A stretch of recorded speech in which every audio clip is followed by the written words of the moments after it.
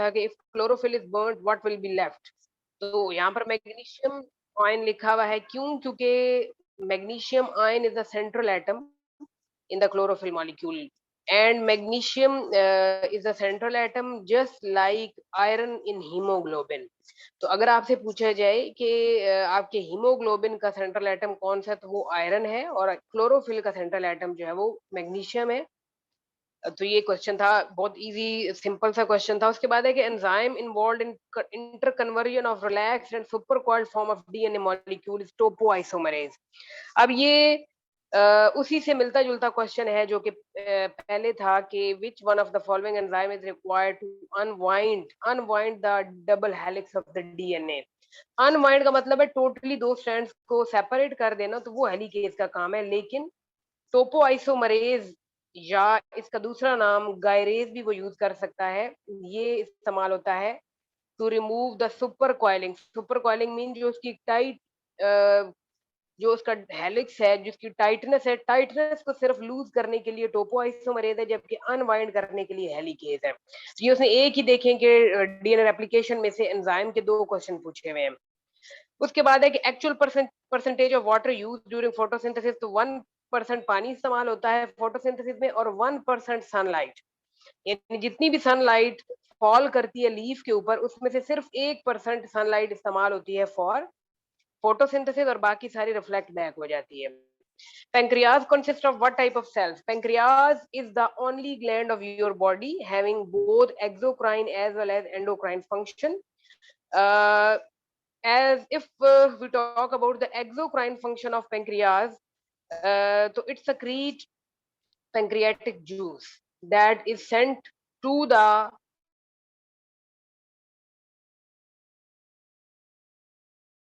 communication and digestion of proteins, और you can से वो चीजें जो स्टमक में डाइजेस्ट नहीं होती वो ड्यूडेनम में आकर होती हैं, और वो पैंक्रियाटिक डक्ट के जरिए पैंक्रियाटिक जूस भेजा जाता है। तो ये फंक्शन है पैंक्रियाज का। एक्सोक्राइन और एंडोक्राइन क्या है कि ये इंसुलिन और ग्लूकागॉन भी रिलीज करता है। तो पैंक्रियाज जो है वो हमारी बॉडी का वाहिद ग्लैंड है जो कि exocrine as well as endocrine है। उसके बाद है कि photosynthesis is responsible.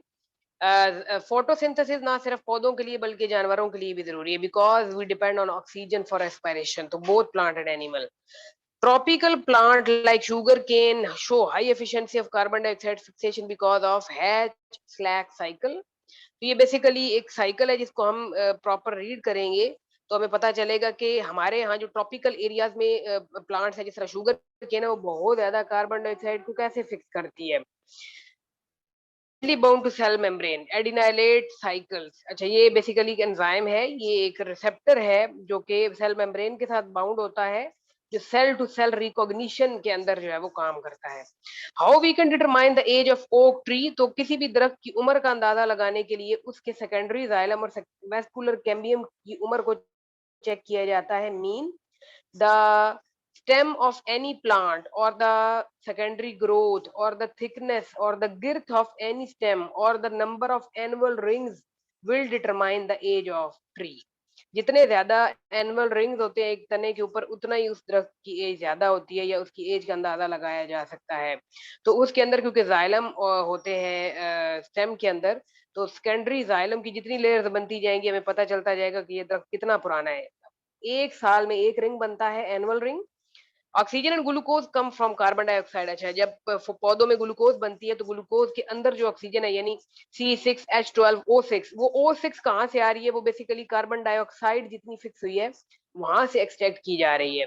Plant organ are found by the apical meristem. ये बड़ा बेसिक क्वेश्चन है कि प्लांट के मेजर ऑर्गन जो है वो मेरिस्टेम की एक टाइप है एपिकल और एक है लेटरल। एपिकल मेरिस्टेम वो टाइप है जो कि प्लांट के पार्ट्स को बनाती है, यानी कि उसकी हाइट को इंक्रीज करना, उसके लीव फॉर्मेशन, उसका flower formation. Who received Nobel prize for working on carbon dioxide fixation? Firstly तो ये हबर एंड माइकल है। ये रटे वाला क्वेश्चन है, और पेपर के अंदर 2 से 3 क्वेश्चन आपके इजीली होते हैं जिनमें उसने मुख्तलिफ साइंटिस्ट के बारे में पूछा होता है, जैसे कि किसको ये नोबेल प्राइज मिला। जैसे उसने ऊपर आपने देखा हैच स्लैक साइकिल पूछा हुआ था। इसी तरह सम टाइम पूछा जाता है कि मेसेल्सन-स्टाहल यानी डीएनए के उसके ऊपर सेमी कंजर्वेटिव रेप्लिकेशन पर किसने मॉडल पेश किया, या डीएनए का सबसे पहले मॉडल किसने तैयार किया, वो थे वाटसन एंड क्रिक। तो इसी तरह जो है ना, जीन नाम किसने रखा, तो वो जोहानसन ने रखा। तो इस तरह टिपिकली साइंटिस्ट के ऊपर 2 से 3 क्वेश्चन जरूर होते हैं बायो के अंदर या किसी भी पेपर के अंदर। उसके बाद है कि अगर टीथ डिफरेंट हो साइज और फंक्शन में, तो उनको हेट्रोडोंट कहा जाता है। हम लोग जो मैमल्स हैं, वी आर हेट्रोडोंट।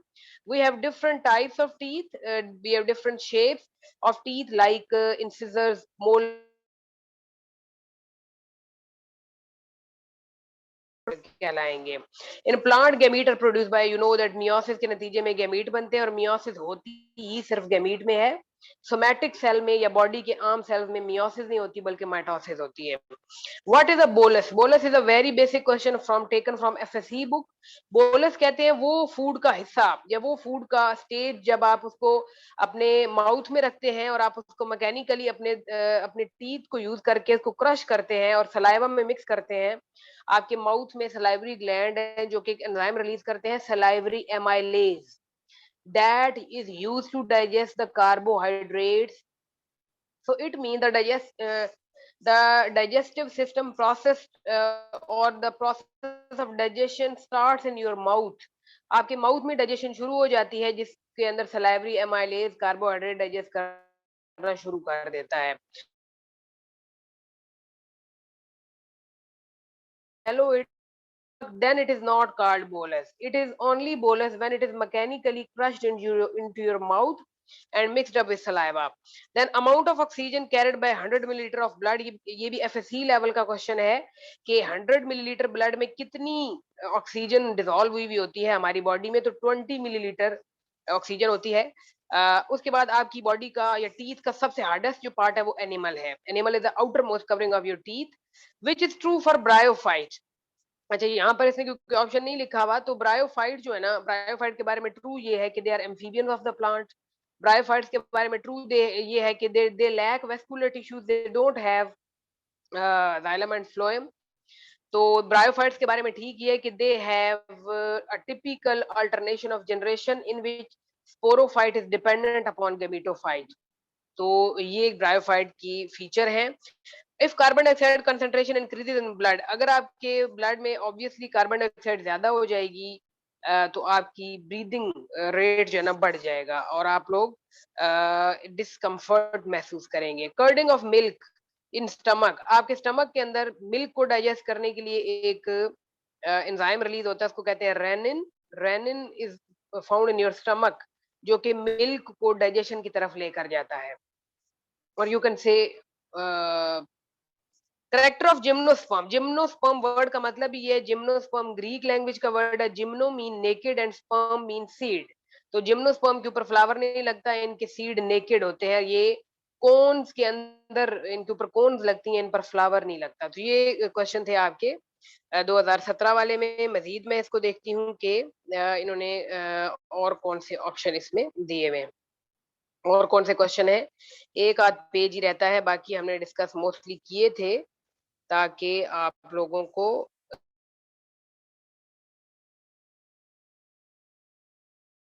क्वेश्चन है मस्टर्ड फ्लावर, सरसों के फूल का। और ये भी एफएससी के अंदर चैप्टर नंबर 9 में किंगडम प्लांटी में फैमिलीज दी हुई है, एंजियोस्पर्मिक फैमिलीज, उनके अंदर फ्लावर्स की पोजीशंस का ये क्वेश्चन है। तो मस्टर्ड फ्लावर पेरीगाइनस होते हैं, जिनमें जो मेल, गाइनस से मुराद है फीमेल पार्ट, गाइनी से निकला ये वर्ड। तो इसमें ये होता है कि female part is located above, peri mean above. तो ये रट्टा है कि पता होना चाहिए कि कौन से फूल की पोजीशन क्या होती है। अच्छा, in alpha helix hydrogen bond present between one and other amino acid, obviously mesenteries are found in diploblastic. ये हमने डिस्कस किया था शायद। मैं दूसरा पेज खोलती हूँ।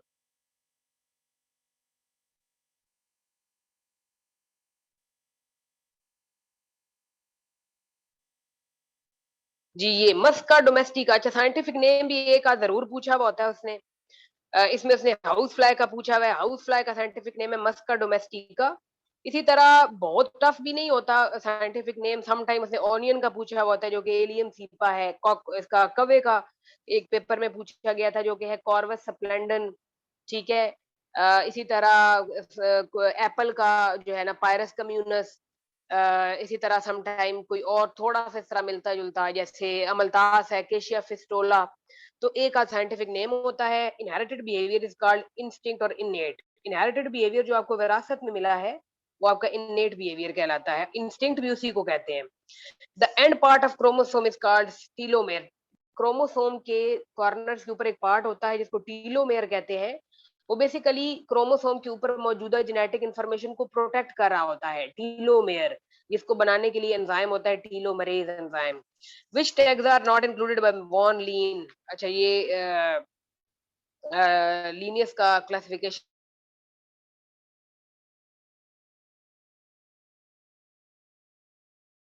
एक पॉपुलेशन के अंदर जीन की फ्रीक्वेंसी अचानक से जहां पर भी बाय चांस का वर्ड यूज किया गया होगा, ये आपके लिए बेहतर जो है एक सिग्नल है कि ये जेनेटिक ड्रिफ्ट कहलाता है। मीन कि अगर एक जगह पर लॉइन्स है, 10 लॉइन्स हैं, तो वहां पर अचानक से कोई जलजला आ जाता है, सैलाब आ जाता है, तो 2 या 3 बीच में से मिस हो जाते हैं, तो ये एक बाय चांस इवेंट था, आपको इसका पहले पता नहीं था।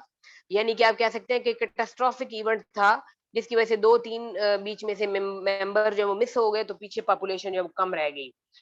इस तरह जीन फ्रीक्वेंसी पॉपुलेशन की तब्दील हो जाएगी, जिसको आप कहेंगे जेनेटिक ड्रिफ्ट। तो जहां पर भी बाय चांस का वर्ड हो, it means genetic drift.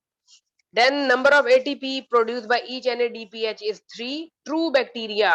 Bacteria की 2 categories हैं, Eubacteria and Archaebacteria. Eu mean true bacteria and Archaea mean ancient bacteria. Eukarya were formed 1.5 million year ago. ये बहुत बेसिक क्वेश्चन है, ये हमने उस दिन जब पहला चैप्टर पढ़ा था तो उसमें आया भी था कि prokaryotes they are evolved 4.6 billion years ago or some 3.6, and earth was discovered 4.6 billion years ago, and eukaryote ये ट्रू सेल, ये ट्रू न्यूक्लियस वाला जो सेल है वो दरियाफ्त हुआ 1.5 million years ago. Who coined the term protoplast? तो हंसटेन ने protoplast का लफ्ज सबसे पहले इस्तेमाल किया। ये भी रस्ते वाला क्वेश्चन है। अच्छा, group with unknown evolutionary relation. अच्छा, एवोल्यूशनरी रिलेशन का मतलब है कि हम स्पीशीज का एक क्लेडोग्राम बनाते हैं। अक्सर बुक्स में आपने बना हुआ देखा होगा, जिसमें एक ट्री सा बना हुआ होता है जो कि बेसिकली उस एनिमल या फाइलम को उसके एंसेस्टर तक लेकर जाता है। तो उसको कहते हैं phyletic lineage. Phyletic lineage mean an unbroken series of species that is arranged from ancestor to descendant. उसको फाइलेटिक लीनिएज कहते हैं। तो 3 तरह के एनिमल के अंदर फाइलेटिक लीनिएज है। कुछ एनिमल हैं जिनका एक ही एंसेस्टर होता है, उनको कहते हैं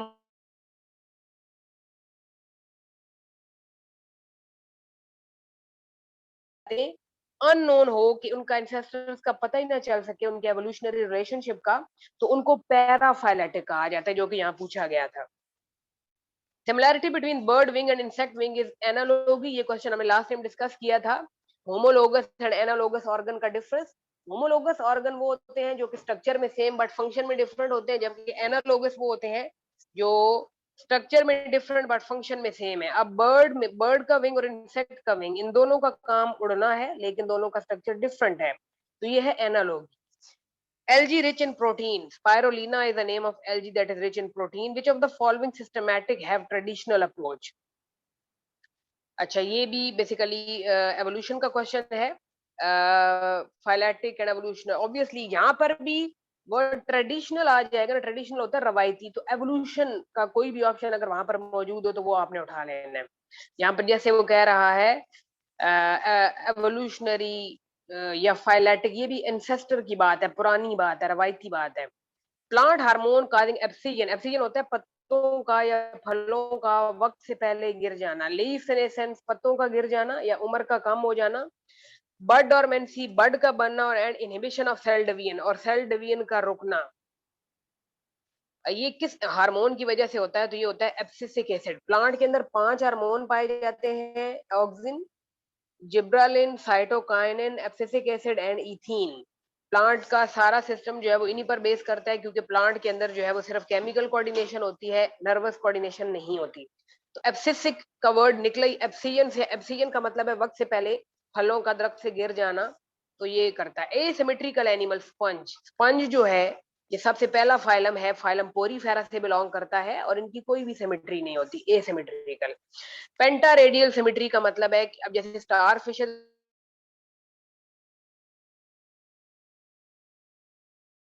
टेरिडियोफाइट इन ब्रासिका, इनमें भी उसका जो है ना सरसों के फूल की ही ये फूल की तरतीब के ऊपर ये क्वेश्चन है। Hydroskeleton is found in earthworm. Hydroskeleton का मतलब है कि ऐसे ऐसा स्केलेटन जिसमें बॉडी फ्लूइड जो है वो रिस्पॉन्सिबल हो मूवमेंट के लिए। जैसे आप लोगों के अंदर तो बाकायदा एंडोस्केलेटन है, लेकिन अर्थवर्म के अंदर हाइड्रो यानी फ्लूइड की वजह से वो मूव करता है। और है कि which of the following essential element can plant normally obtain directly from air. तो प्लांट जो है ना वो डायरेक्टली एयर से आपको पता है कि कार्बन डाइऑक्साइड ही लेता है और उससे ऑक्सीजन बनाता है। तो ये था। उसके बाद आखिरी एक दो क्वेश्चन है इस पेपर के शायद, यहाँ पर शायद लिखे हुए हैं वो। जी यहाँ पर, अच्छा बल्कि यहाँ पर है कि फोटोसिंथेसिस, अच्छा ये है aquatic animal with large surface area जिनका हो वो गिल्स के थ्रू रेस्पायर करते हैं। और if a mutation occur by chance in gamete, अगर किसी गैमीट में अचानक से म्यूटेशन हो जाए तो वो इंडिविजुअल जो उस गैमीट से बनेगा सिर्फ वो म्यूटेट होगा। डिलीशन और इंसर्जन ऑफ न्यूक्लियोटाइड का, अच्छा म्यूटेशन की कई टाइप्स है, म्यूटेशन के ऊपर भी क्वेश्चन आया होता है जरूर। म्यूटेशन की टाइप्स हैं point mutation, frame shift mutation, silent mutation. तो अगर किसी भी जेनेटिक मटेरियल के अंदर एक न्यूक्लियोटाइड ऐड हो जाए या डिलीट हो जाए तो ऐसी म्यूटेशन कहलाती है फ्रेम शिफ्ट म्यूटेशन। यानी इसमें जो फ्रेम है डीएनए की उसका स्ट्रक्चर शिफ्ट हो गया है, या कोई चीज निकल गई है और या ऐड हो गई है, तो इसको कहते हैं फ्रेम शिफ्ट म्यूटेशन। तो ये जो था पास्ट पेपर था एक, ये मैंने डिस्कस करना था ताकि आप लोगों को थोड़ा थोड़ा आइडिया भी होता रहे। तो उसके बाद हम चलते हैं मिलर हार्ले के ऊपर।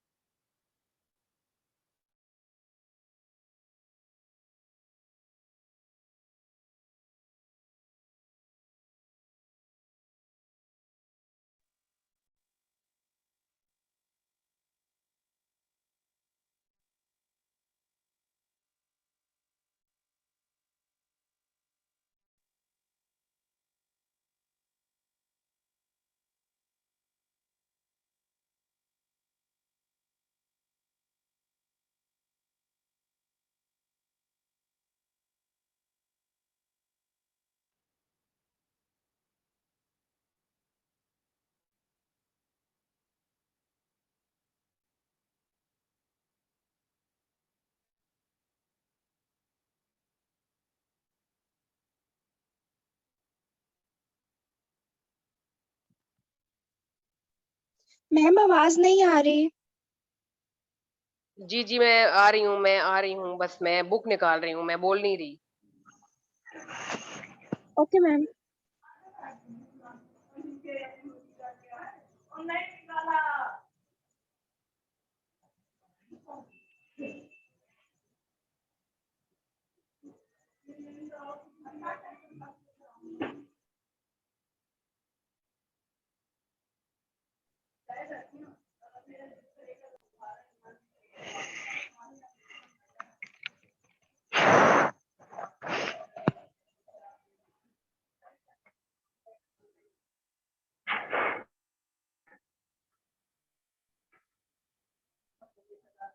सिर्फ 2 मिनट दीजिएगा मुझे, सॉरी सॉरी।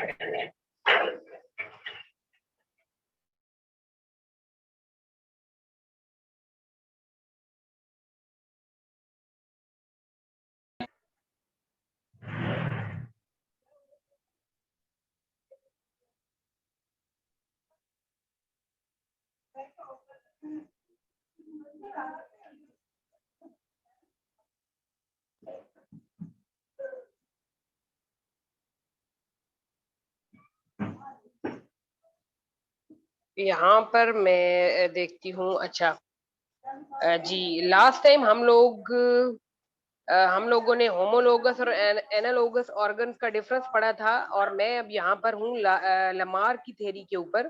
लमार के बारे में आपने याद रखना है कि ये डार्विन से पहले, काफी पहले इनकी जो है ना थ्योरी पेश की गई, जिसके अंदर हमने देखा कि इन्होंने use and disuse of organs के ऊपर बात की। और जीन बैप्टिस्ट डी लेमार्क इनका पूरा नाम है। He proposed theory of inheritance of acquired character. Lamarck ने अपनी थ्योरी पेश की जिसमें उन्होंने कहा कि जिन ऑर्गन्स को ज्यादा इस्तेमाल किया जाता है वो ज्यादा डेवलप होते हैं। जैसे Lamarck believe that organism develop new organ और modify existing organ as environmental problem. Lamarck illustrated this point with often quoted example of giraffe. और लेमार्क हमेशा जिराफ की एग्जांपल देते थे और वो ये कहते थे कि उसने अपने आप को मॉडिफाई किया विद एनवायरमेंट। तो इस तरह एवोल्यूशन हुई स्ट्रक्चर्स की, जो उसकी नेक की जो है ना वो एवोल्यूशन हुई। Lamarck went on to state that use of any organ resulted in that organ becoming highly developed and that this use resulted in degeneration. ये लेमार्क का पास्टुलेट था। लेमार्क ने अपनी थ्योरी 1802 में पब्लिश की। ये भी पूछा जा सकता है, ये डार्विन का भी पूछा जाता है। And defended it in the face of social and scientific criticism. तो लमार्क ने उसको जो है डिफेंड भी करने की कोशिश की, लेकिन he was criticised in his day more for advocating ideas of evolutionary change. तो लमार्क की चीजों को काफी क्रिटिसाइज किया गया।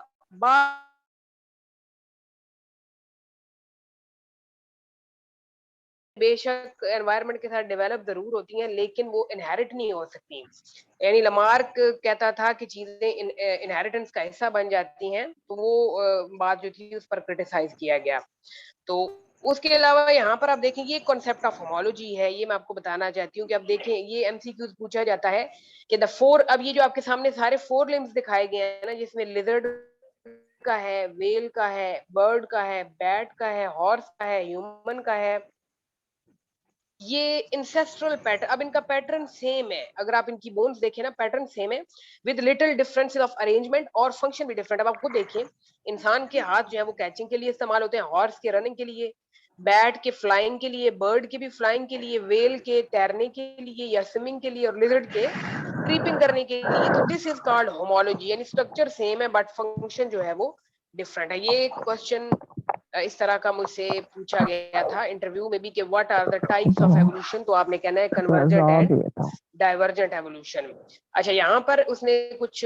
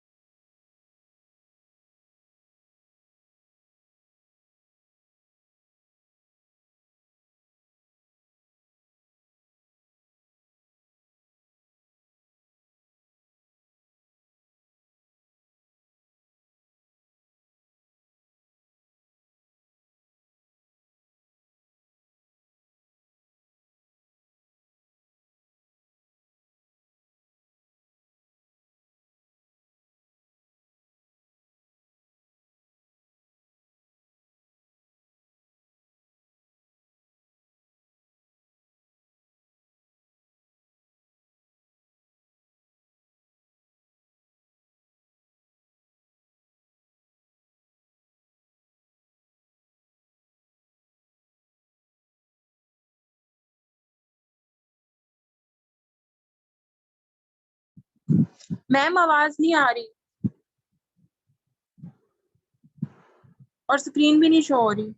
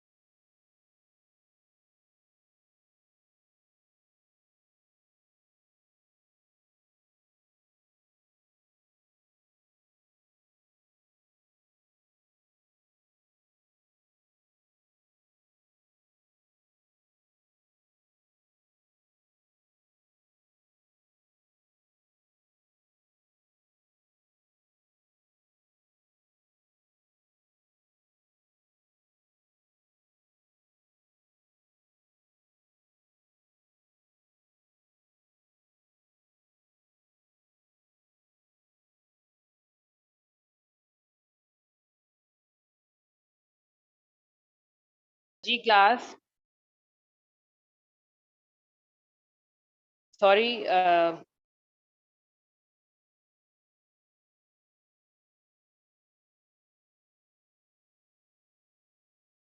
जी, तो यहाँ पर हम देखते हैं कि डार्विन ने अपना जो सफ़र था, जो वॉयेज ऑफ बीगल था, उसने अच्छा, डार्विन का पूरा नाम जो है ना चार्ल्स रॉबर्ट डार्विन है, और इनकी डेट ऑफ बर्थ जो है 1809 और डेथ 82 है। ये बेसिकली इंग्लैंड के थे during Darwin youth in Shrewsbury, England से बिलोंग करते थे। तो इनका बेसिकली इंटरेस्ट था शुरू से डॉग्स में एंड हंटिंग बर्ड्स को कलेक्ट करने में। तो ये यानी इस काम में इन्वॉल्व थे। All popular pastime in wealthy families of 19th century England. तो ये these activities at the age of 16, ये भी आपसे पूछा जा सकता है कि किस एज में डार्विन जो थे ही एंटर्ड मेडिकल स्कूल।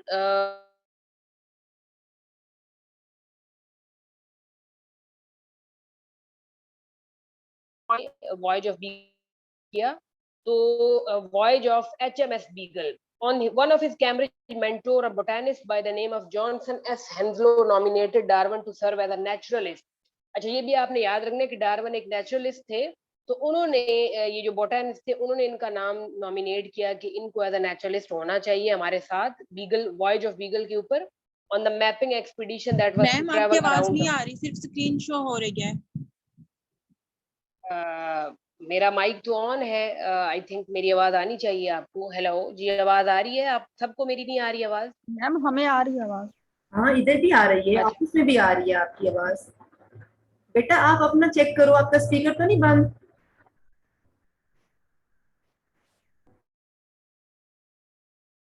जी, तो डार्विन का एक्सपीडिशन स्टार्ट हुआ 1831 में। 5 ईयर ये वॉयज जो था वो कंटिन्यू रहा, और डार्विन ने यहाँ पर काफी फिंचेस कलेक्ट की।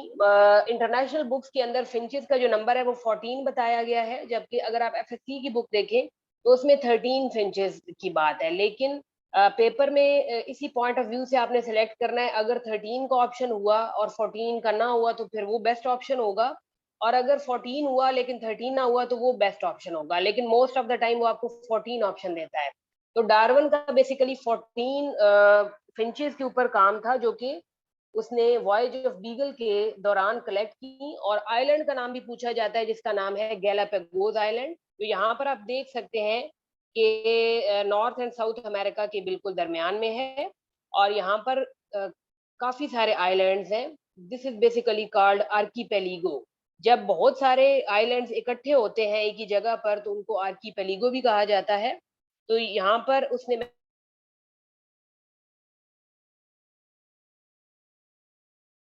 फिंचेस कलेक्ट की, वो उसने थ्योरी पेश की, नेचुरल सिलेक्शन की, और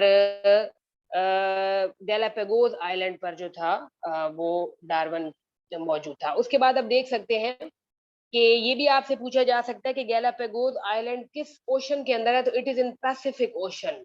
Pacific ocean is the biggest ocean of all.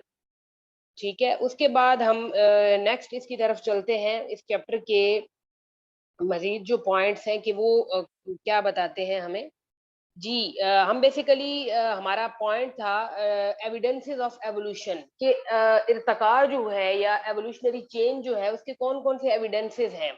तो फोसिल रिकॉर्ड की हमने बात की थी कि वो एक बड़ा डायरेक्ट एविडेंस है एवोल्यूशन का। उसके अलावा बायोजियोग्राफी की बात हमने की थी, जिसमें हमने ये भी कहा था कि 6 जू जियोग्राफिक रीजन्स हैं अर्थ के ऊपर जिन पर एनिमल्स को डिवाइड किया गया है, और वो भी इस बात का सबूत देते हैं कि वाकई एवोल्यूशन हुई है। तो जियोलॉजी भी एक एवोल्यूशन का प्रूव है। You can say that Darwin begin his voyage by reading Charles लाइल। अच्छा, ये कुछ प्रिंसिपल्स हैं एवोल्यूशन के जिसमें आपसे पूछा जा सकता है कि फादर ऑफ एवोल्यूशन कौन है, वो है डार्विन। उसके बाद आपसे पूछा जा सकता है कि प्रिंसिपल्स ऑफ जियोलॉजी ये बुक किसने लिखी, ये लिखी चार्ल्स लाइल ने। इसी तरह आपसे पूछा जा सकता है कि कैटास्ट्रोफिज्म की थ्योरी किसने पेश की, तो ये की थी क्यूवियर ने। इसी तरह आपसे कहा जा सकता है कि लॉज ऑफ इनहेरिटेंस किसने पेश किए, तो वो किए मेंडल ने। तो यहाँ पर जियोलॉजी के अंदर आप देख सकते हैं geology is basically the study of earth crust. तो लायल ने इसके ऊपर काम किया था। उसने अपनी बुक में एक बात बताई, Lyell developed the ideas of an other geologist James Hutton, और इन्होंने थ्योरी पेश की यूनिफॉर्मिटेरियनिज्म। इसका मतलब क्या है?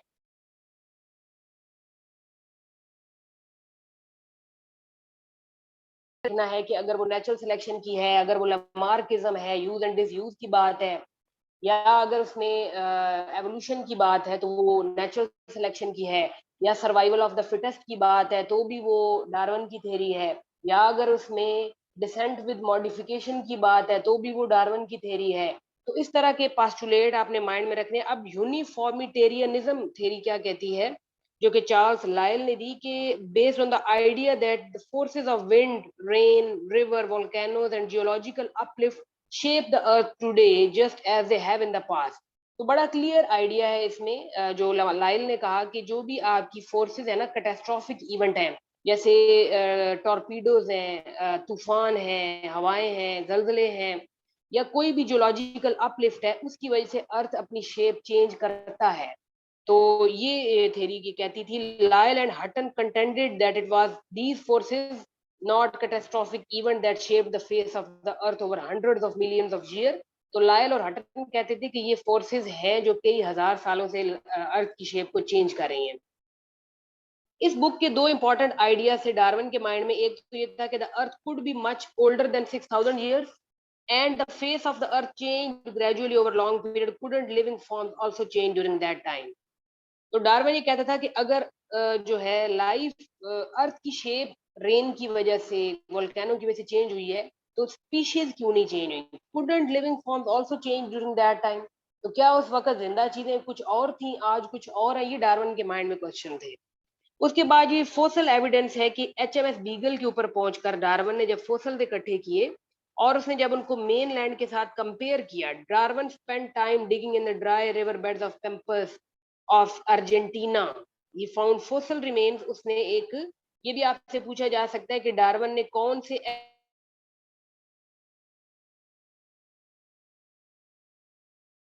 Hippopotamus like animal now called Toxodon, ये एक मैमल था। हिप्पोपोटामस एक मैमल है, ये उसकी तरह का था जिसको टोक्सोडोन कहा गया। और उसने हॉर्स लाइक एनिमल के भी कोई फोसिल ढूंढे जिनको कहा जाता है थूएंथेरियम, ये यहाँ पर आपको बता रहा है। तो इस तरह की बातें बहुत पूछी गई होती हैं। I have told you earlier that evolution is the major portion of your paper. Evolution में से काफी सारे क्वेश्चन पूछे गए होते हैं, मोर और लेस। जेनेटिक्स में से पूछे गए होते हैं, फिजियोलॉजी में से पूछे गए होते हैं, सेल बायोलॉजी में से पूछे गए होते हैं। तो बाकी भी वो हर फील्ड को टच जरूर करते हैं एक एक क्वेश्चन, लेकिन जो मेजर पोर्शन है वो इन पर बेस करता है। तो ये आपने याद रखना है। उसके बाद ये यहाँ पर गैलापागोस के बारे में बता रहा है कि जी वहाँ गैलापागोस आइलैंड इसको क्यों कहते हैं, क्योंकि उस आइलैंड पर बड़े बड़े टर्टल्स पाए जाते थे, तो टर्टल्स की वजह से उसका नाम गैलापागोस है।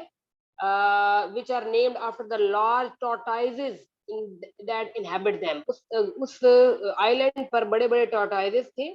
The tortoises weigh up to 250 kg, यानी बहुत बड़े बड़े, have shells up to 1.8 meter in diameter। The island governor pointed out to Darwin that the shape of tortoise shell from different part of island differ। तो वहां के governor ने Darwin को ये भी कहा कि जो सारे आइलैंड हैं उनके टॉर्टाइजेस का शेल भी डिफरेंट है। तो इससे डार्विन को जो है वो चीजें प्रूव मिलेगी जी एवोल्यूशन हो रही है। ठीक है, इसी तरह का मोर और लेस आपसे क्वेश्चन पूछे जा सकते हैं, इससे ज्यादा मुश्किल क्वेश्चन नहीं पूछा जाएगा। अच्छा, नेक्स्ट हम चलते हैं अगले उसकी तरफ, स्क्रीन की तरफ।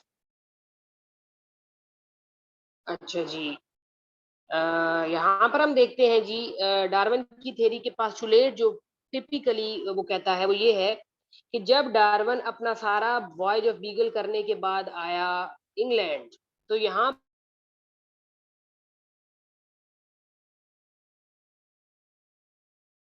किए थे, और वो डार्विन की थ्योरी जो है वाज अनएबल टू फाइंड।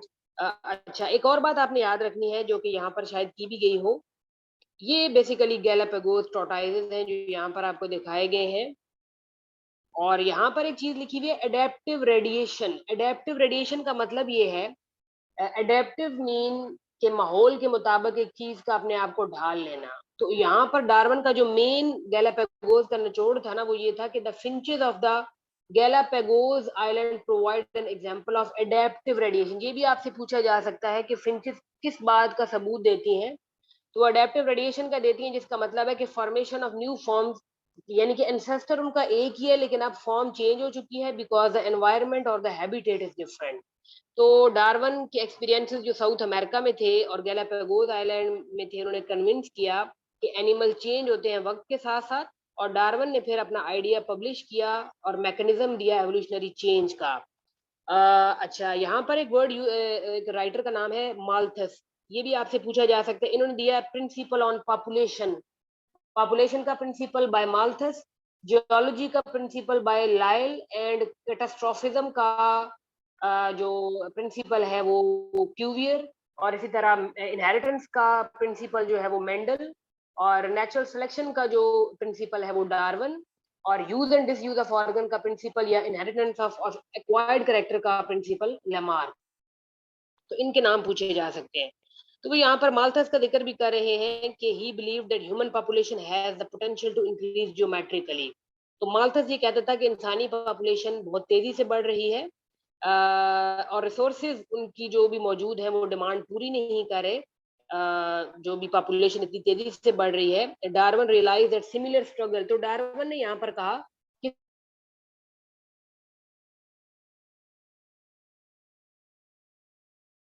तो सर्वाइवल ऑफ द फिटेस्ट भी कहा जाता है। डार्विन ये कहता था कि वो ही स्पीशीज सर्वाइव करती हैं जो कि जेनेटिकली फिट होती हैं या जो एनवायरमेंटली फिट होती हैं, only they survive, this is called survival of the fittest, and this struggle when viewed over generation could by means of nature. तो इसकी वजह से वही चीजें सेलेक्ट होती हैं जिनको नेचर करती है। ये डार्विन के मेन पोस्टुलेट थे। 1844 में डार्विन ने अपना प्रिंसिपल फॉर्मुलेट तो कर लिया लेकिन पब्लिश ना किया। तो इसकी थ्योरी के एसेंस क्या थे कि all organism have far greater reproductive potential than is ever realised. हर स्पीशी में रिप्रोडक्शन का बहुत बड़ा पोटेंशियल मौजूद है, जैसे कि फीमेल ऑयस्टर जो है वो एक वक्त में 1 लाख एग्स भी ले कर सकती है। स्पॉनिंग कहते हैं द प्रोडक्शन और the laying of egg. A female sea star releases 1 million eggs. A female robin can lay 4 fertile eggs each season. तो ये आपसे ना एग्स के इनको आपने अंडरलाइन कर लेना है कि कौन सी स्पीशी कितने एग्स देती है। जैसे वो कह रहे हैं कि रॉबिन जो है वो 4 एग्स देती है, सी स्टार 1 मिलियन देती है। What if all of these eggs were fertilised and developed to reproductive adult by the following year. तो आप खुद देखें कि अगर ये सारे एग फर्टिलाइज हो गए और ये सारे एग में से फर्टाइल ऑफस्प्रिंग प्रोड्यूस हो गए तो पॉपुलेशन तो बहुत ज्यादा बढ़ जाएगी। तो इस तरह सारे एग सर्वाइव नहीं करते, ओनली द बेस्ट और only the fit eggs they survive. A 500,000 sea star could produce female and half would produce male. इसी तरह जो है ना even the adult female robin each producing 4 more robin would result in unimaginable resource problem. तो इस तरह सारे जो है ना वो सर्वाइव नहीं करते। उसके बाद है कि inherited variation arise by random mutation. अच्छा, mutation is the big source of variation, ये बात आपसे पूछी जा सकती है। अगर वो स्टेटमेंट देता है the ultimate source of all changes, किसी भी जानदार के अंदर चेंजेस का अल्टीमेट जो सोर्स है ना वो म्यूटेशन है।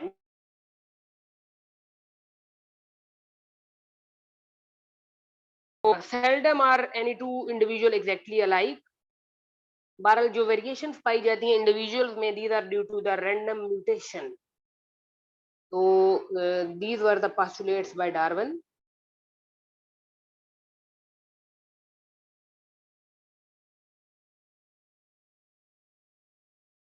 ये जो है ये आप देख सकते हैं, ये है डार्विनियन फिंचेस।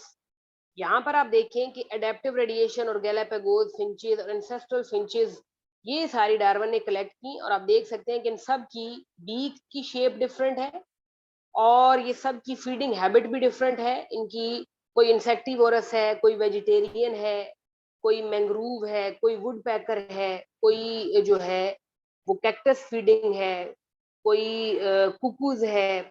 तो ये देख सकते हैं इंसेक्ट खाने वाली कैक्टस, सीड, यहाँ पर आप देख सकते हैं कि इन सब की फीडिंग हैबिट्स उसने ली हुई हैं। This is seed eating, they are insect eating, they are plant eating. तो इंसेस्ट्रल फिंच इनकी एक ही है, जैसे ये साबित होता है कि ये एडेप्टिव रेडिएशन हुई है। क्या हुई है? एडेप्टिव रेडिएशन, और यहाँ पर आप देख सकते हैं कि इस टेबल के नीचे भी लिखा हुआ है कि open habitats and few predator promoted the radiation finches into 14 different species. अब ये जो बुक हम पढ़ रहे हैं, this is basically of an international writer, तो इसने 14 का वर्ड यूज किया है कि ये 14 स्पीशीज हैं, तो आपने इसको मोर और लेस 14 ही सिलेक्ट करना है। ये आप देख इनको काउंट भी कर सकते हैं। उसके बाद ये आर्टिफिशियल सिलेक्शन है। ये बेसिकली आर्टिफिशियल सिलेक्शन और नेचुरल सिलेक्शन ये दो डिफरेंट चीजें हैं। आर्टिफिशियल सिलेक्शन वो है जिनको खुद अपने फायदे के लिए बनाया गया है for the increase yield and for the welfare of Mankind. तो ये अब आपको जो ए पर नजर आ रही है, ये एक डोमेस्टिक कैटल है जिसको कई डाइवर्सिटीज आज आपको नजर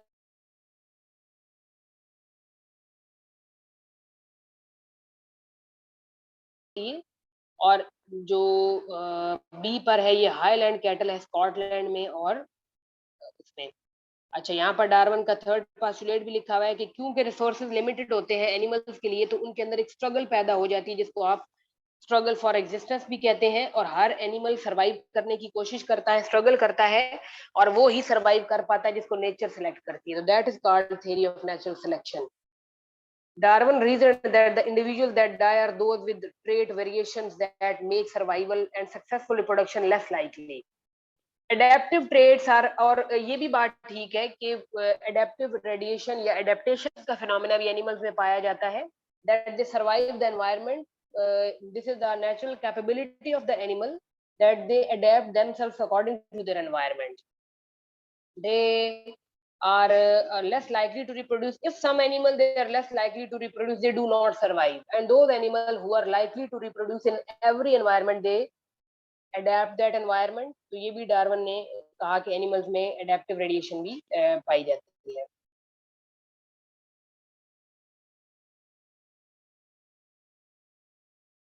अच्छा जी, नेक्स्ट जो है वो हम देखते हैं एडेप्टेशन का फिनोमेना। यहाँ पर आप देखें कि ये नेचुरल सिलेक्शन है गैलापागोस फिंचेस के अंदर।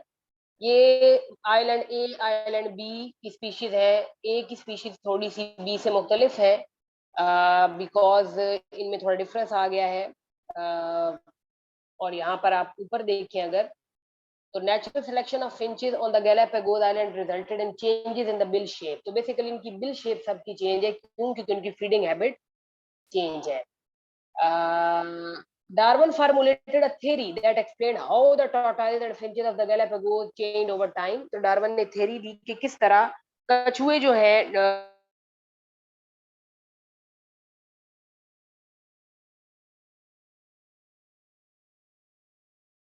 how such an ancient South American horses could become extinct. इनका नाम उसने पीछे लिया था थियनथेरियम। ये भी पूछा जा सकता है, ठीक है। क्लाइमेटिक चेंजेस, तो डार्विन कहता था कि मौसम की तब्दीली, खुराक की कमी या अदर एनवायरमेंटल स्ट्रेस जो है उन्होंने हॉर्सेस जो है उनको खत्म कर दिया। एडेप्टेशन के बारे में हम कर चुके हैं बात कि occur when a change in a phenotype increases in an animal chance of successful reproduction. ये आपसे डेफिनेशन भी पूछी जा सकती है।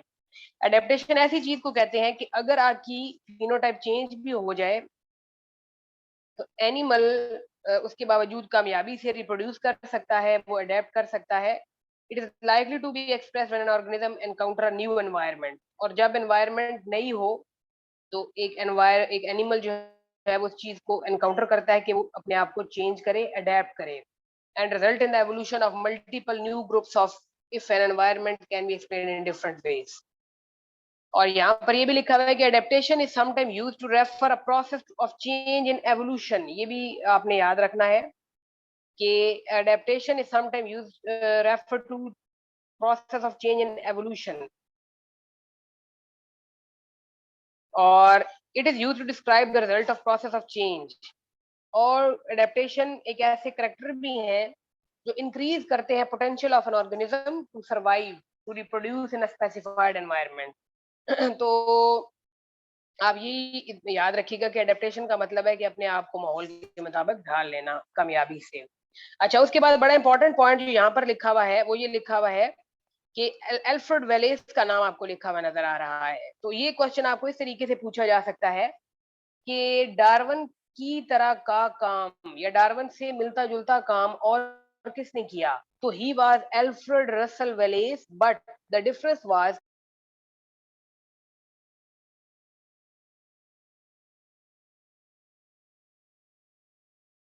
तो ये आपने इसका नाम याद रखना है कि Alfred Wallace was an explorer of Amazon Valley and led a zoological expedition to Malay Archipelago, which is an area of great biogeographic importance. Wallace, like Darwin, was impressed with evolutionary change and had read the writings of Thomas Malthus on human population. तो वलेस ने population का principal भी पढ़ा और वो भी Darwin की तरह एवोल्यूशनरी चेंज के अंदर दिलचस्पी रखता था। तो उसने जो है वो काम किया ईस्ट इंडिया में। After writing the details of his theory, Wallace sent his paper to Darwin for criticism.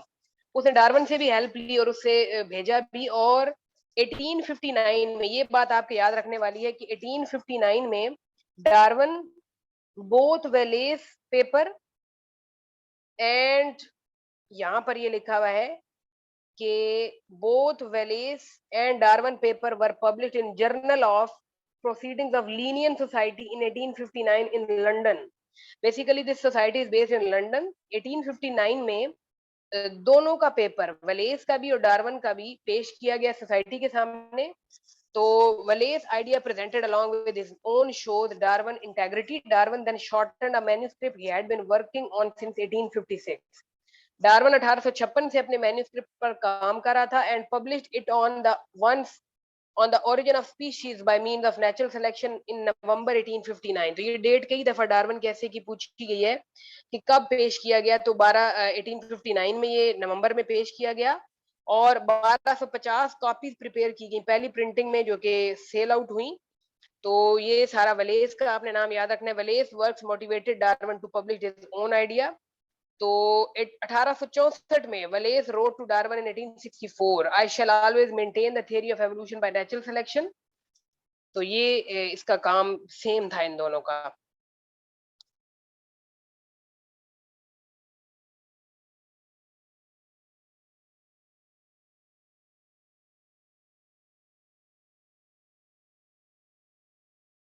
अच्छा जी, as far as evolution was concerned, we have completed the chapter and I think this is enough for you as far as evolution is concerned. तो evolution में से इस तरह के question होते हैं genetic drift. और ये टेबल जो मैंने खोला है, this is very very very important table. इसको जियोलॉजिकल टाइम चार्ट भी कहते हैं, इसको जियोलॉजिकल टाइम स्केल भी कहते हैं। इसमें से एक क्वेश्चन जरूर होता है, इसको मैंने लास्ट टाइम भी आई थिंक डिस्कस किया था। तो इसकी इराज के नाम Archean, Proterozoic, Cenozoic, Archean, Proterozoic, Paleozoic, Mesozoic, Cenozoic, इनमें से या होता है, या जिसके पीरियड है क्वाटरनरी एंड टर्शियरी सीनोजोइक के हैं। मीजोजोइक के पीरियड है क्रिटेशियस, जुरासिक, ट्रायसिक। पेलियोजोइक के हैं Permian, Carboniferous, Devonian, Silurian, Ordovician and Cambrian.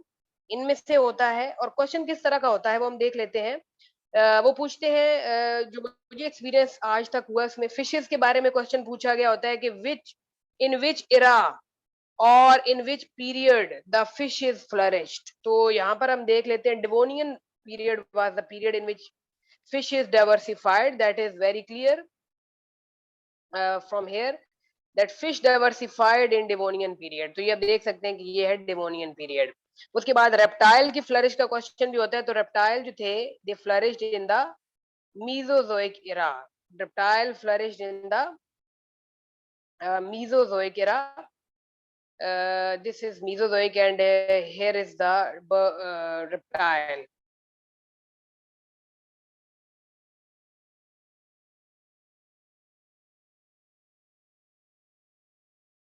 के फर्स्ट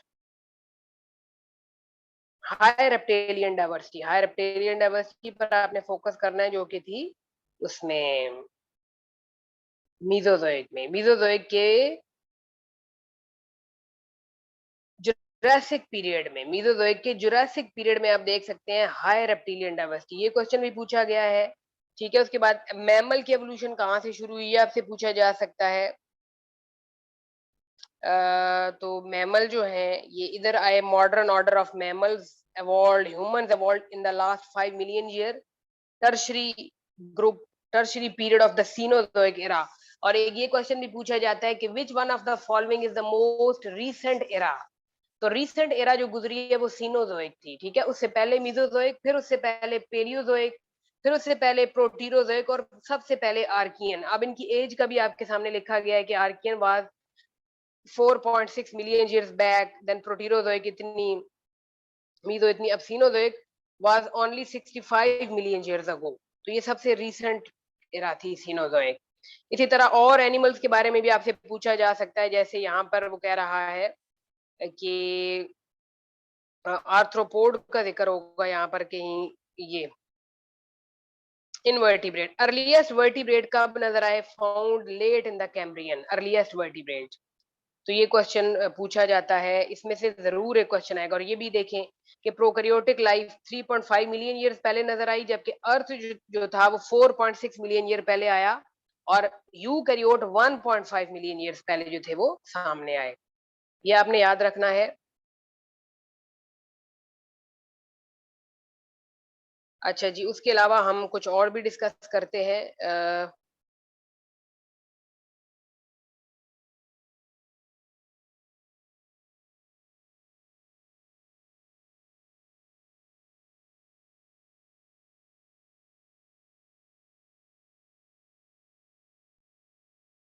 अच्छा, यहाँ पर मेरे पास इस चैप्टर के हवाले से कुछ एमसीक्यूज है, वो मैं आपके साथ शेयर जरूर करूंगी और मैं उनको अटेम्प्ट भी करने की कोशिश करूंगी.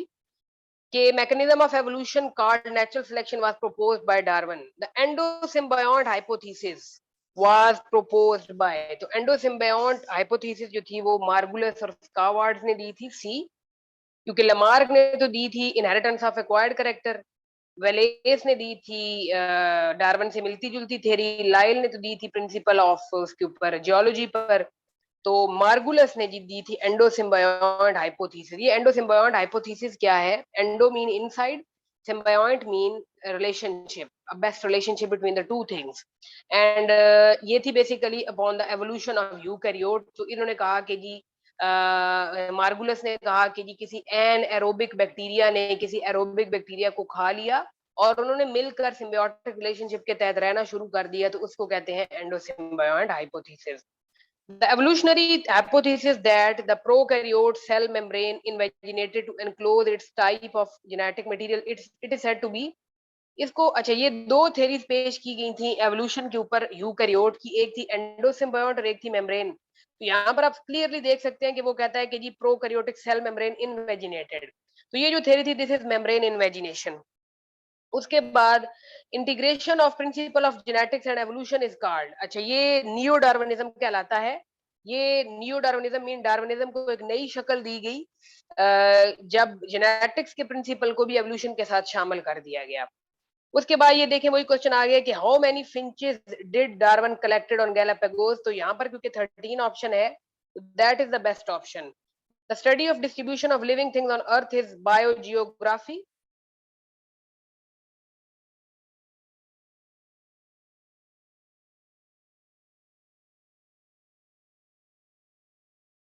refers to breeding is artificial selection, right? तो ये इससे मिलता जुलता एमसीक्यू था, मैं और भी देखती हूँ. इससे मिलते जुलते MCQs I have in my gallery. The shuffling of alleles due to meiosis and random fertilization having no effect on overall genetic structure of population is Hardy-Weinberg theorem. Hardy Weinberg equilibrium के बारे में आप लोगों ने FSc level पर पढ़ा होगा. ये हार्डी और वेनबर्ग दो एवोल्यूशनिस्ट थे, पॉपुलेशन जेनेटिक्स पर इन्होंने काम किया और इन्होंने अलग अपनी थ्योरी पेश की और इन्होंने कहा कि किसी भी स्पीशी के अंदर एलील का नंबर उस वक्त तक चेंज नहीं होता जब तक कोई एक्सटर्नल फैक्टर शामिल ना हो जाए. तो ये है कि जी shuffling of allele does not affect overall genetic structure, Hardy Weinberg. Then Hardy Weinberg की इक्वेशन है जी के P2+2, ये बहुत कम पूछा गया क्वेश्चन है, ऐसा क्वेश्चन आपसे पूछने के चांसेस बहुत कम है. The tropical rainforest have been reduced to what percentage of their original extent? तो फॉरेस्ट आपके बहुत कम रह चुके हैं जो कि 20% तक होंगे. द स्मॉलेस्ट बायोलॉजिकल यूनिट, ये बड़ा बेसिक और बड़ा रिपीटेड क्वेश्चन है कि क्लासिफिकेशन का सबसे बेसिक यूनिट क्या है, तो वो स्पीशी। अगर आपको क्लासिफिकेशन के बारे में पता है तो आपको पता है कि जब आप किसी चीज को क्लासिफाई करते हैं ना, तो आप कहते हैं kingdom, phylum, class, order, family, genus और स्पीशी। तो स्पीशी आप खुद देखेंगे, it is the smallest unit that can evolve over time. Species के बाद जीनस, जीनस के बाद फैमिली, ऑर्डर, क्लास, तो वो हायरार्की के हिसाब से लोअर से हायर की तरफ जाता है। देन फर्स्ट यूकैरियोट, ये बात हम कई दफा कर चुके हैं, they appeared 1.5 billion years ago. ये एक बात आपने याद रखनी है, ontogeny recapitulates phylogeny supports evidence from fossil record.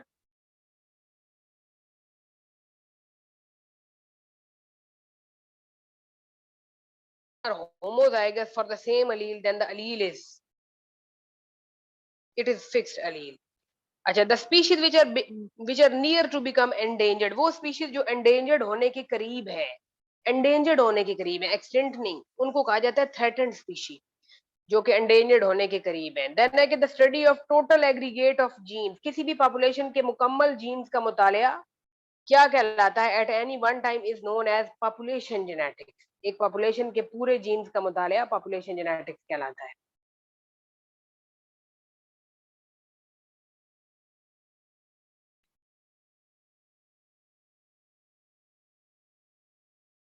Then is as per natural selection, the survival is the struggle of existence is not random, depending on surviving individuals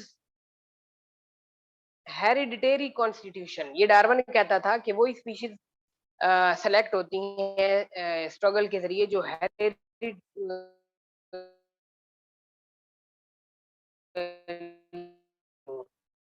Which one of the following is not, जो है वो extent नहीं है। आपको पता है कि green parrot is not extent, वो नॉट डिक्लेयर्ड पूछ रहे हैं, तो ये स्टेटमेंट पढ़ना बहुत जरूरी होता है। चीता is extent, lion is extent, rhino, ये तीनों पाकिस्तान में एक्सटेंट हैं, लेकिन ग्रीन पैरेट आपको पता है कि कॉमनली मिलते हैं। The rudimentary structure that had important function in ancestor is remote past are said to be, इसका जिक्र मैंने लास्ट टाइम भी किया था। वो वाले स्ट्रक्चर आप लोगों के अंदर जो कभी कभार, ये कभी आपके एंसेस्टर में तो यूजफुल थे लेकिन आज उनका कोई भी काम नहीं है, उनको वेस्टिजियल ऑर्गन कहा जाता है, रूडिमेंट्री भी कहा जाता है, और ये अपेंडिक्स इसकी बेस्ट एग्जांपल है। और आपके ईयर के मसल्स जो हैं ये रूडिमेंट्री हैं, ये वेस्टिजियल है। आपका जो ईयर का एक्सटर्नल पिना है, it is of no use, it is a vestigial organ. Then the level of classification between species and family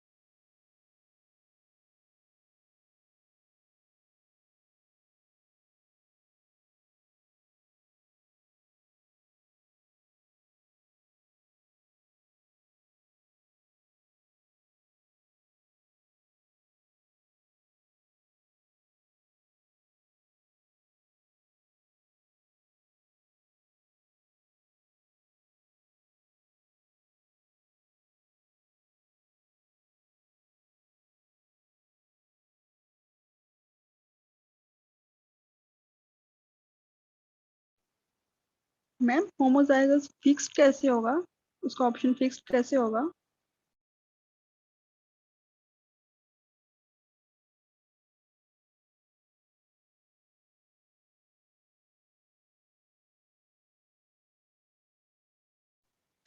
ma'am आपकी आवाज नहीं आ रही। जी, होमोजाइगोसिटी का बेसिकली मतलब होता है कि homo mean same and zygous mean जो भी उनका जेनेटिक स्ट्रक्चर है, होमोजाइगस मीन कि if both alleles are same it is called homozygosity. तो अगर बोथ अलील सेम हो तो होमोजाइगोसिटी फिक्स होती है। अगर बार बार वो ही,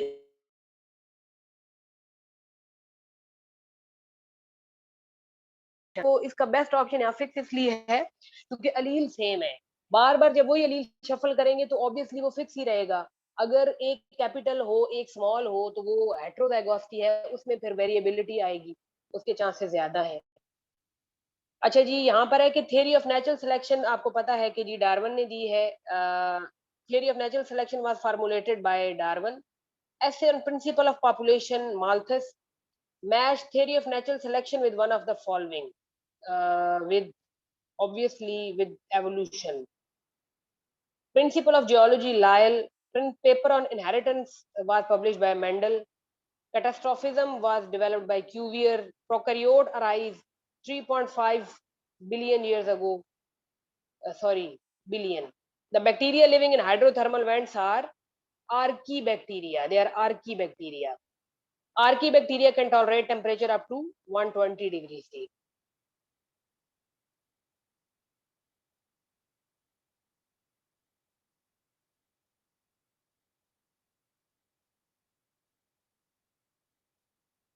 The compound used first by photosynthetic organism. सबसे पहले जो photosynthesis थी ना, उसमें फोटोसिंथेसिस में बैक्टीरिया जो थे वो सबसे पहले हाइड्रोजन सल्फाइड को as a source of hydrogen इस्तेमाल करते थे। तो ऑक्सीजन की जगह पर सल्फर लिबरेट होती थी, तो तब हमारी एनवायरनमेंट जो थी वो बड़ी रिड्यूसिंग थी। बाद में जब वाटर को यूज किया जाने लगा as a source of hydrogen in photosynthesis, तो उसके बाद ऑक्सीजन लिबरेट होना शुरू हुई एज अ बाय प्रोडक्ट। तो आपकी एनवायरनमेंट रिड्यूसिंग से ऑक्सीडाइजिंग की तरफ चल पड़ी, तो लाइफ ने सर्वाइव किया अर्थ के ऊपर ड्यू टू ऑक्सीजन। तो यहाँ पर hydrogen sulphide is the best option. Ozone is formed from oxygen. Ozone is basically O3.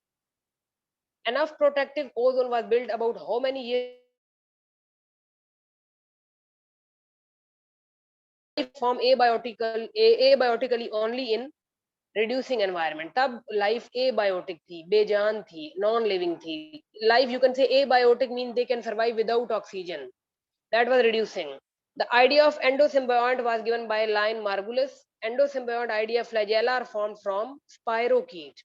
एंडोसिम्बायोट hypothesis ये भी कहती थी कि ये जो फ्लैजेला है जो बैक्टीरिया में है, ये जो क्लेमाइडोमोनास में है, ये जो यूग्लिना में है, ये किसी बैक्टीरिया ने स्पायरोकीट वाला बैक्टीरिया खा लिया और उन्होंने एंडोसिम्बायोट के तहत रहना शुरू कर दिया।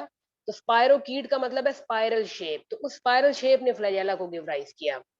The chloroplast of eukaryote were formed from cyanobacteria. तो ये भी एंडोसिम्बायोट का पास्टुलेट है कि किसी बैक्टीरिया ने साइनो को खा लिया। Cyano you know that blue green algae.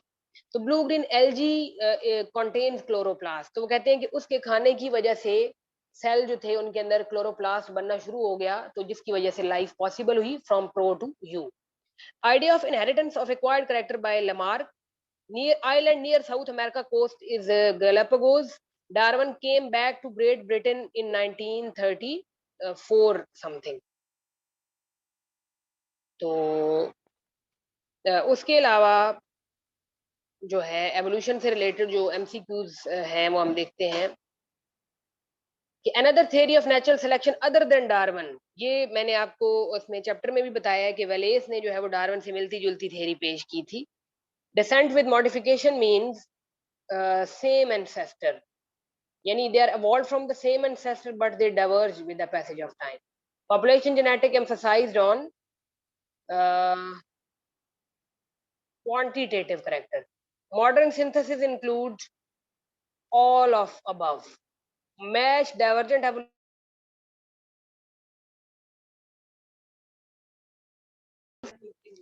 Which of the following is not a vestigial organ? Appendix भी वेस्टिजियल है, स्केलेटन ऑफ व्हेल ज़ाहिर वेस्टिजियल तो नहीं है, लेग बोन्स इन स्नेक जो है ना ये वेस्टिजियल है क्योंकि स्नेक लेग्स को इस्तेमाल ही नहीं करता, तो ये जो है ना नॉट अ वेस्टिजियल वो कह रहे हैं। अब इसमें से 3 वेस्टिजियल हैं, जिस तरह लेग बोन इन स्नेक भी, अपेंडिक्स भी और स्केलेटन ऑफ व्हेल। व्हेल के स्केलेटन में कुछ हड्डियां ऐसी हैं जो कि वेस्टिजियल हैं, जिस तरह उसकी लेग बोन्स हैं, लेकिन पेल्विक इन मैन, अब आप लोगों का जो पेल्विक गर्डल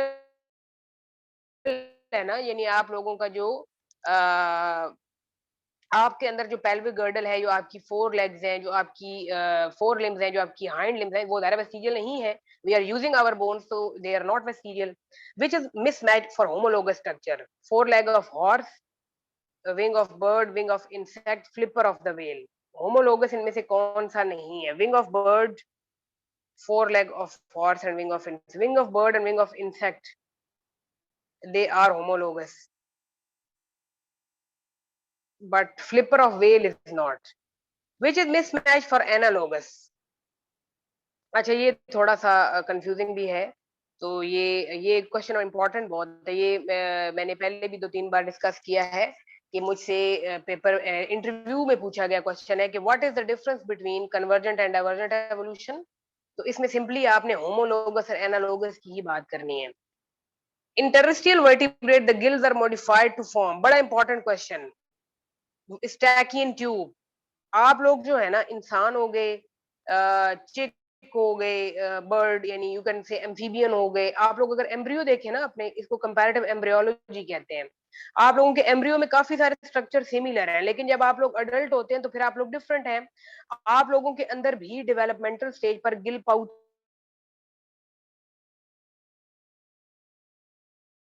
पाउचेस क्या बनाते हैं, वो ये पूछ रहा है यहाँ पर कि वर्टिब्रेट में gills are modified to form Eustachian tube. Eustachian tube, Eustachian tube क्या है? ये एक ऐसी ट्यूब है जो आपके मिडिल ईयर और थ्रॉट को आपस में जोड़ रही है। It connect your middle ear with your throat, right? ये आपने जरूर याद रखना है।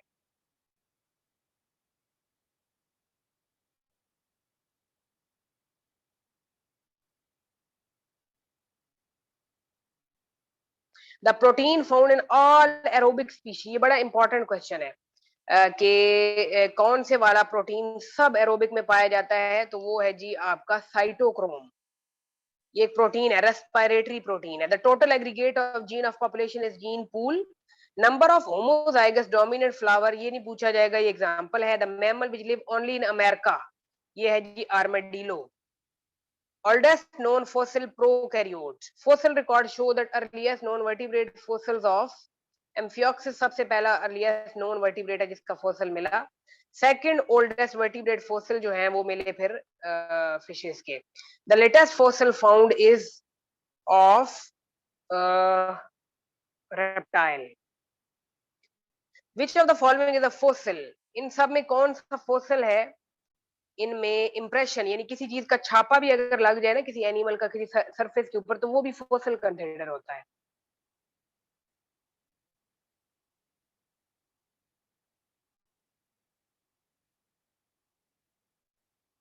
तो most fossils are found in sedimentary rock, ये याद रखना है। The structures which are of common origin but different function, homologous. Structure which have similarity in function, analogous. Convergent evolution, homology. और ये Hardy Weinberg law is used to measure allele frequency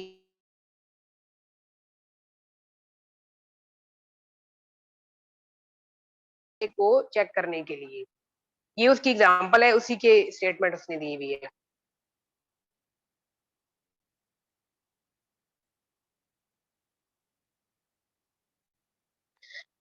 which of the following can not change allele frequency? कौन सा इनमें से factor है जो allele frequency को तब्दील नहीं कर सकता?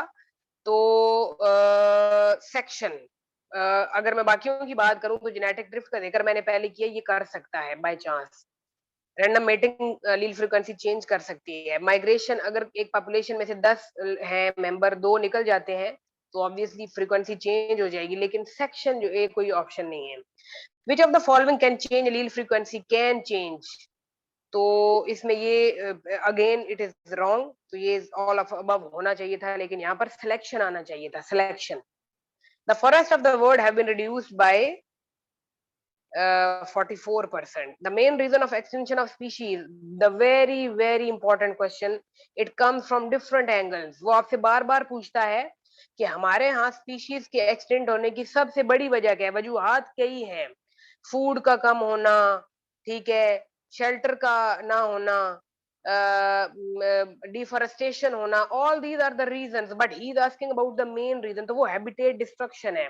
जब आप जंगलात काटेंगे तो स्पीशीज के रहने की जगह नहीं होगी, तो वो नापैद होती चली जाएंगी। This is the main reason. The major to prevent the extension of species, अगर आप स्पीशीज को एक्सटेंट होने से बचाना चाहते हैं तो सबसे अहम काम आप क्या कर सकते हैं, तो ये वो आप कर सकते हैं, नेशनल पार्क्स बनाए ताकि उनके रहने की जगह हो।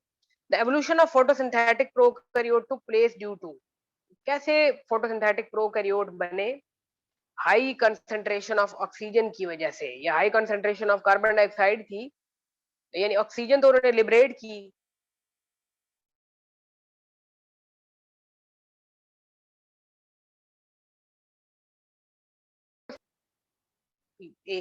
The theory of special creation says, अच्छा दो थ्योरीज पेश की गई थी एवोल्यूशन के अंदर, एक थी थ्योरी ऑफ नेचुरल सिलेक्शन और एक थी स्पेशल क्रिएशन। स्पेशल क्रिएशन वाले कहते थे कि चीजें जिस हालत में है ये इसी में उतारी गई थी, जबकि नेचुरल सिलेक्शन वाले कहते थे, या एवोल्यूशन वाले कहते थे कि नहीं, चीजें जो है ना तब्दील हुई हैं with the passage of time. तो यहाँ पर हम देखते हैं कि स्पेशल क्रिएशन कहती है कि all living forms formed spontaneously, ये कहती थी थ्योरी ऑफ स्पेशल क्रिएशन, जो रिजेक्ट भी कर दी गई बाद में। इसको अरिस्टोटल ने काफी सपोर्ट किया था, ये रिजेक्ट कर दी गई थी।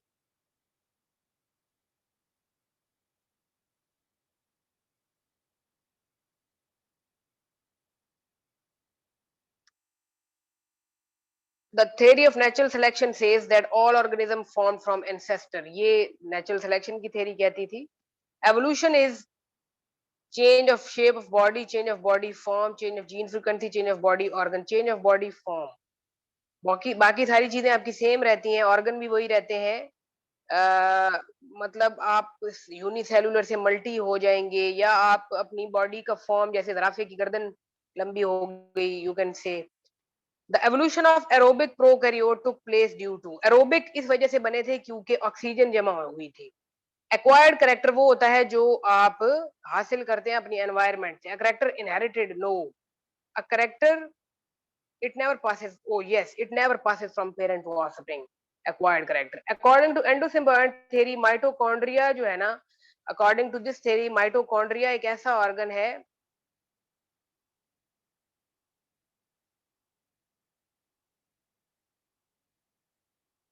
जो एरोबिक रेस्पिरेशन के साथ इन्वॉल्व है। तो कहते हैं कि according to endosymbiont theory, mitochondria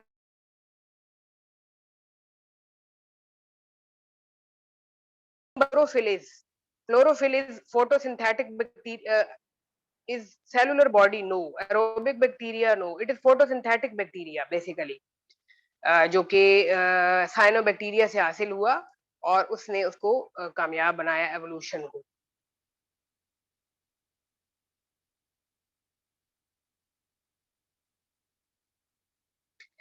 अच्छा जी, the main objection on Lamarckism, Lamarckism की थ्योरी को रिजेक्ट कर दिया गया था क्योंकि वो कहता था कि कैरेक्टर जो है ना वो इनहेरिट होते हैं, लेकिन वो इनहेरिट नहीं होते इस वजह से, because it can not pass from parent to offspring.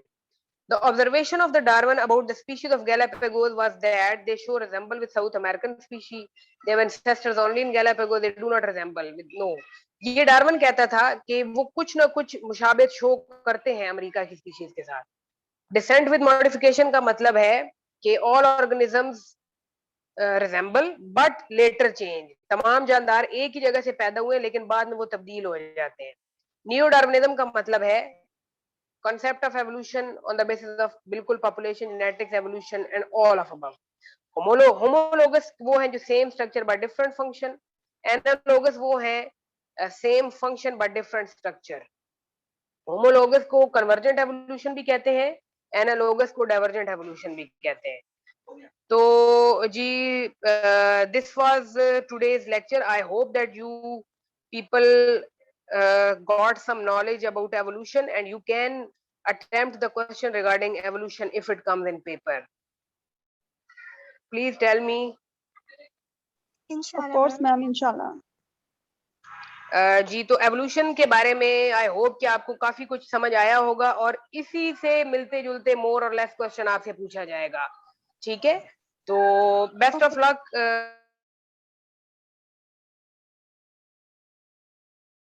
Question पूछें, एक क्वेश्चन पूछना है आपसे। वो ये कहना है कि हमारे यहाँ, मेरे यहाँ पे ना सिग्नल का बहुत ज्यादा इशू है। मुझे तो वीडियो आधी समझ आई, आधी नहीं आई। आपका रिकॉर्डेड लेक्चर मिल जाएगा?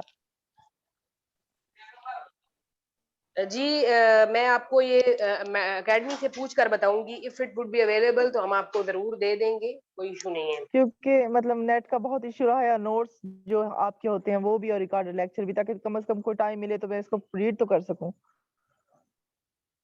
चलें ठीक है, मैं आपको जरूर हेल्प करूंगी आपकी। मैं पूछ के तो फिर आपको ग्रुप में हम बता देंगे। चलें ठीक है, थैंक यू मैम। ठीक है जी, थैंक यू सो मच। अल्लाह हाफिज एंड बेस्ट ऑफ लक। अल्लाह हाफिज।